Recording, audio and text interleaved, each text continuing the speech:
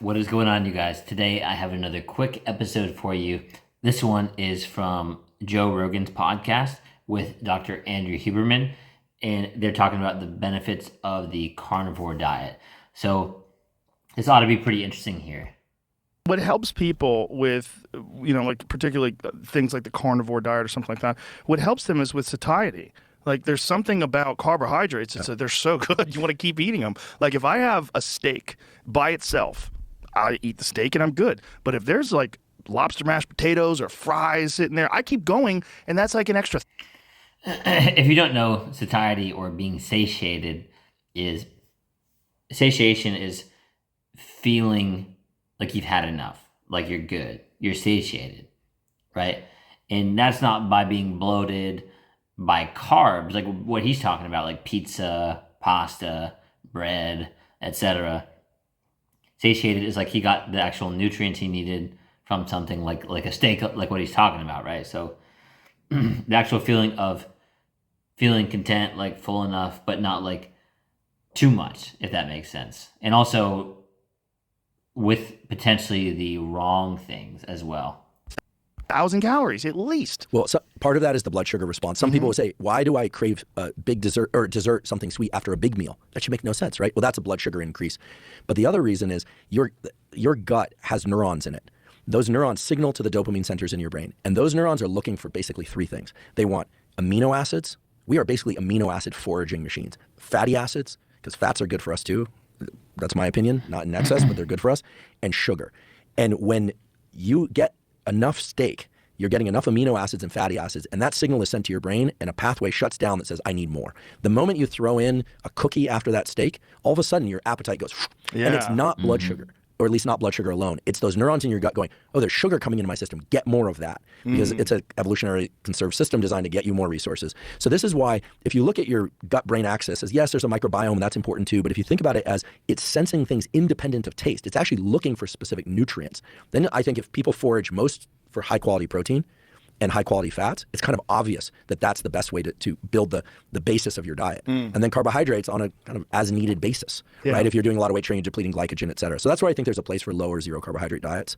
I tried carnivore with the fruit and honey and all that, and I like this, by the way, because they're approaching it from like a very like scientific and trial and error standpoint, rather than just conjecture, right? Like, oh, is it this way? Is it that way? Because I mean, I don't really know anything about the carnivore diet myself. I've heard a few people talk about it, and I'm as skeptical about it as the next guy. I can see people like people love to tout the benefits of vegan or tout the benefits of carnivore or this or that. I'm the skeptic in me says balance is good, right? Like doing all of these things, like the fruits, nuts, vegetables, meat, right? Specifically, probably steak and chicken, maybe a little bit of fish, but I find it a little bit hard to believe that like going to the extreme, like one end, is like the best way to go. But I'm also open minded, right? So like this kind of stuff is really interesting to me. could gorge myself and gorge myself. I didn't do well on that. If I've ever just done meat, I actually feel pretty good, I confess. But I'm an omnivore. So you gorge yourself on fruit and honey? Is that what you're doing? So I've done just meat, and I felt pretty good. It's great. I mean, you feel lighter. You definitely lose weight. You're holding less water. I found it hard to train really hard with the weights. Yeah, regularly, me too. Yeah. And so I asked Paul Saladino, I said, I want to bring in some rice and oatmeal here because I'm suffering in the gym, and I love working out. And he said, well, do fruit and honey in addition to that. So I added in fruit, non-pasteurized cheese and honey the way they do that. And sorry, Paul, for me, all it did was just send my appetite through the roof. I was just like gorging myself with cheese and fruit and meat all the time. I didn't feel well, and I still couldn't train well. So for me, what works best is mostly quality proteins and quality fats, and I eat a bit of butter and saturated fats, but also carbohydrates. Is there any? Is there any evidence that rice is bad for you? No. So I judge things on, obviously on science, but also on how I feel after I eat them. And when I eat pasta, I feel like I ate a brick. I feel like I ate like paste. How much like pasta are we sitting. talking? Yeah, I'm a glutton. I mean, I like a big bowl of spaghetti with like sausage and meatball. Oh, so good. I love it. Lasagna. I love it. But if you train hard, it should be fun. But that's the thing, right? Like if you get something like pasta or pizza or bread, like sandwiches, these things all day. Like of course, like a lot of us love these things. We've had them before. Although a lot of what they're doing oftentimes is really just the glucose spike, right? And it's not really like providing any. I think that's the biggest part about it. Is like the glucose spike without the nutrients that some of these other foods would be providing you, right? So you need the combination of maybe carbs that are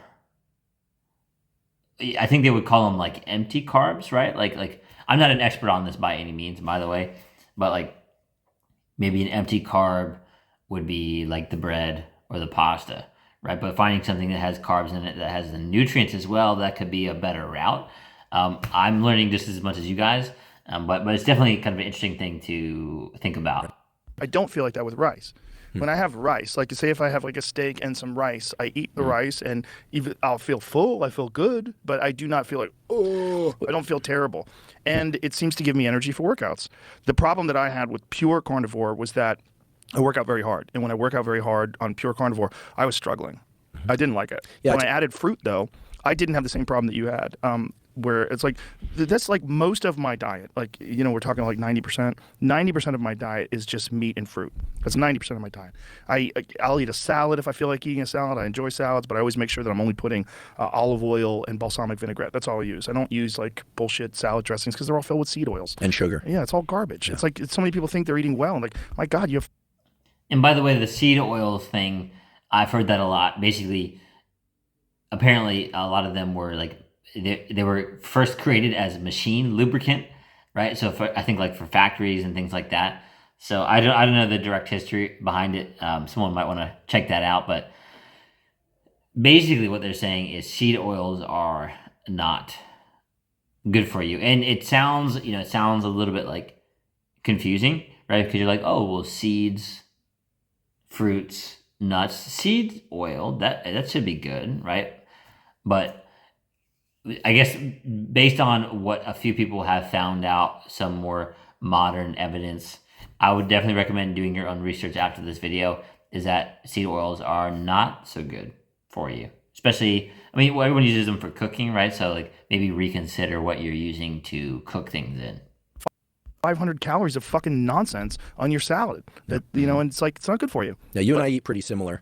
I do eat rice, oatmeal, typically after I train. And in the evening, I like some carbohydrates for my meal because it helps me sleep. I've read things about glyphosate in oatmeal and that some oatmeals have a very high level of glyphosate contamination. Or Shayna Swan, or phthalates. Yes, phthalates. Glyphosate's a different thing. That's Roundup. Yeah, I think the nutrition, it's clear, again, I'm citing him a lot because, frankly, he's like an encyclopedia for this stuff, and he can call it meta-analysis like nobody's business. Lane's made it very clear by pointing out the data that carbohydrates aren't going to disrupt your ability to burn fat, right? It's about keeping calories in check. Yes, calories in, calories out. Yeah. Lane is very specific about that, and I think he's absolutely right.